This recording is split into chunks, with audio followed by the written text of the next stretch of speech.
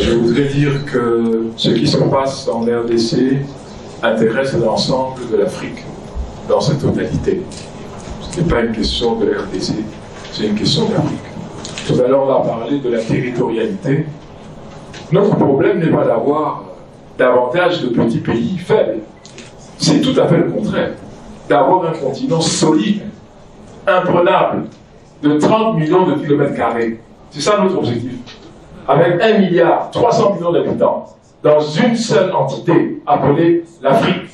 C'est ça notre objectif.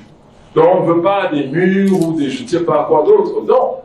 Nous demandons que nous soyons de plus en plus forts.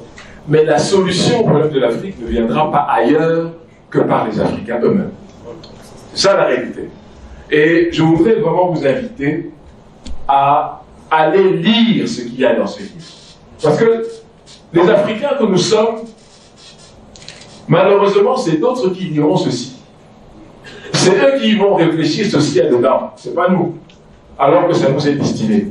Donc je pense que la prochaine fois que Charles viendra ici, avec Freddy, nous devons nous donner comme devoir essentiel de lire le contenu et de parler à partir de ce qu'il y a dans le livre, pas dans nos têtes à nous. C'est deux choses différentes.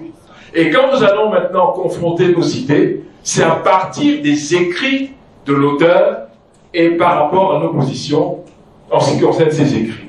Je pense que nous devons être sérieux. Alors que l'Afrique est l'enjeu du XXIe siècle, tout le monde dans la terre entière le sait, sauf les Africains.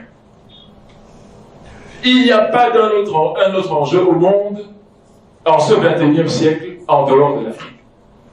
Ceux qui voulaient mépriser l'Afrique pensaient que l'Afrique était quantité négligeable. Aujourd'hui, se mordent les lèvres et regrettent de constater que nous sommes inévitables et incontournables. C'est ça la réalité. Mais soyons à la hauteur. Lisons le livre. Lisons tous le livre. Et c'est après que nous serons, une fois que nous serons riches de ce qu'il y a dedans, nous comprendrons que ce n'est pas une affaire de RDC. Ce qui se passe en RDC est exactement ce qui se passe dans chacun des pays d'Afrique. Et si on ne comprend pas ça, on n'a rien compris du tout.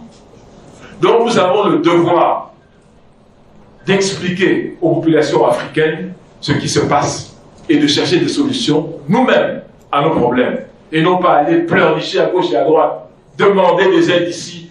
Ces aides ne viendront pas. Et je pense qu'on a fait le tour des universités de Kinshasa avec mon frère Freddy. Il a entendu ce que nous avons dit aux jeunes Congolais. On leur a dit que la guerre au Congo est sans fin. Tant que vous ne décidez pas, vous, de son arrêt, elle continuera. C'est ça la réalité. Et donc, il faut trouver les modalités pour que ces affaires s'arrêtent. Pas seulement au Congo, mais partout en Afrique.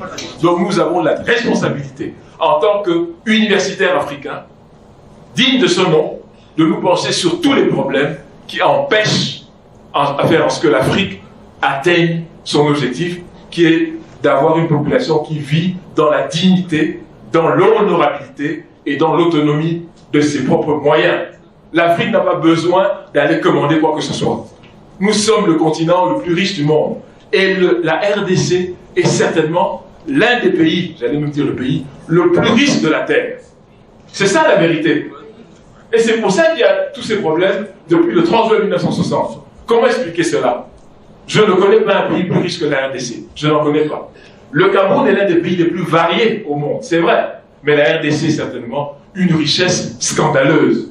Il faut donc que ça se transforme, non pas simplement en richesse, mais en potentiel qui fait que chaque Congolais puisse vivre décemment. Ce n'est pas trop demandé, c'est possible et c'est faisable. Je vous remercie.